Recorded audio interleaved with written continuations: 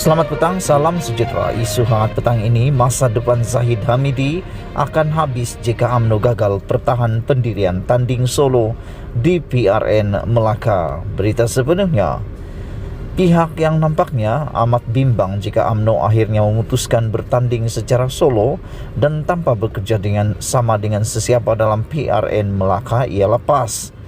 Walaupun maksud bertanding secara solo, sebagaimana yang ditegaskan Presiden UMNO Ahmad Zahid Hamidi itu berarti UMNO tiada lagi kerjasama juga dengan Bersatu selain dengan PAS, namun Bersatu terlihat lebih rileks menerima pendirian itu.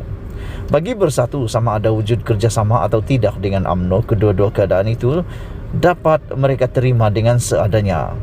Tetapi tidak bagi PAS, di mana mereka seboleh mungkin tetap mau bekerja sama. Tiga parti Melayu, UMNO, PAS dan Bersatu diwujudkan dalam menghadapi PRN Melaka. Meski PAS adalah ahli rasmi gabungan PN yang ditunjangi oleh Bersatu, parti itu nampaknya tidak sedia bertanding atas panji PN semata-mata.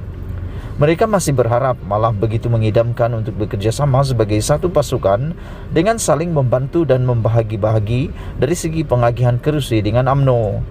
Dalam hal ini, beberapa pemimpin PAS pula berdalil bahwa penegasan bertanding solo yang diumumkan Zahid Hamidi sebelum ini bukanlah pendirian rasmi UMNO, bahkan hanya bersifat pribadi serta tidak pernah pun diputuskan oleh MT.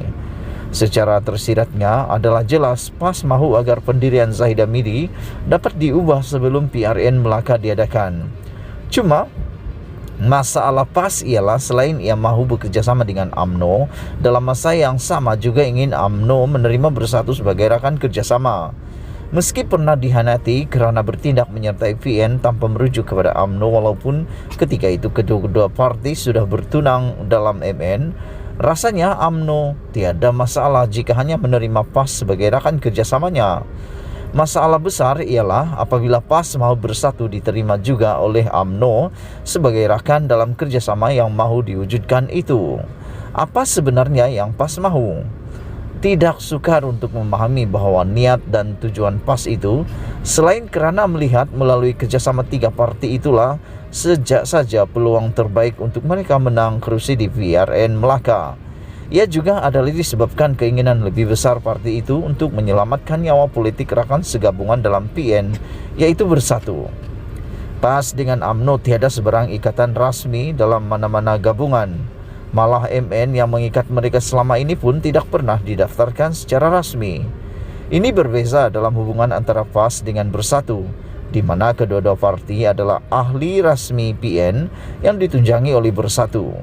Sudah tentu melalui ikatan sah yang wujud itu, PAS lebih memihak dan ingin menyelamatkan Bersatu berbanding UMNO. UMNO tidak lebih hanya alat untuk PAS memenuhi hasrat politiknya, dan juga untuk memastikan Bersatu tidak mati begitu saja dimatikan oleh UMNO. Sebab itu UMNO harus berhati-hati dengan permainan licik PAS yang sanggup menjadikan agama sebagai tunggangan nafsu politiknya. Kalau agamanya pun sanggup dijadikan sebagai tunggangan, apalah sangat dengan menunggang UMNO demi nafsu politik juga. Harus UMNO ingat, kiranya mereka terjebak dalam kerjasama dengan PAS dan Bersatu di PRN Melaka yang coba diatur PAS itu, ia seterusnya pasti akan menjurus kepada berlakunya kerjasama yang sama pada PRU 15 nanti. Oleh kerana ketetapan PAU atau Perhimpunan Agung UMNO telah memutuskan dan memuktamadkan putus hubungan dengan Bersatu dalam PRU 15, untuk mengubah keputusan itu ia memerlukan PAU juga membatalkannya. Dengan yang demikian, PAU tahun ini sudah pasti akan dimanfaatkan oleh pemimpin UMNO Pro Bersatu yang berada dalam kerajaan untuk mengubah ketetapan tersebut, tidak kira apa sekalipun keputusan PRN Melaka nanti. Jika itu berjadi dilakukan, tidak mustahil ia juga disusuli dengan usul agar pemilihan UMNO dipercepatkan dan mesti diadakan sebelum PRU 15 dilangsungkan. Dengan Ismail Sabri Yaakob kini memegang jawatan Perdana Menteri dan kuasa menentukan tarikh PRU 15 adalah di tangannya, bersama pula beberapa menteri UMNO yang pro Bersatu ada bersamanya, Zahid Hamidi pasti habis jika dilanggar oleh Perdana Menteri dalam pemilihan UMNO yang diadakan sebelum PRU15 dilangsungkan. Jika itu yang berlaku nanti, imbaslah semula. Semuanya bermula dengan kegagalan UMNO mempertahankan pendirian untuk bertanding solo di PRN Melaka.